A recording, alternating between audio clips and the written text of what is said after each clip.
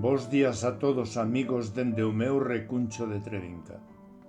Pablo Cid, ademais de ser unha persoa entrañable, converteuse xa nun dos puntais do noso movimento cultural Nós, a xente do redor. Hoxe, a quenda deste espazo das madrugadas corresponde a Pablo. Terei o placer de poñer voz ao delicioso poema que Pablo regálanos no número 18 da nosa revista, co título de Sinfonía dos Dous Corazóns.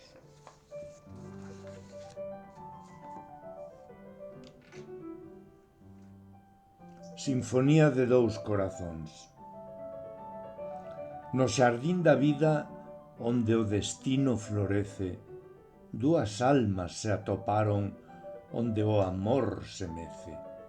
Na catarsis dun instante, as súas miradas cruzáronse, e na melodía do universo os seus corazóns se atoparon.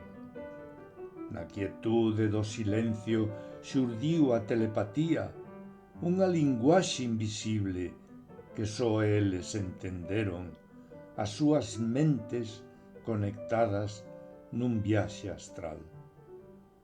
Compartindo sonos e anhelos un mundo celestial.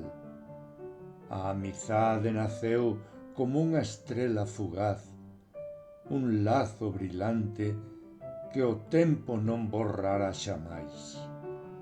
Entre risas e segredos, verdades compartidas, un amor fraternal que as súas almas uniu en vida.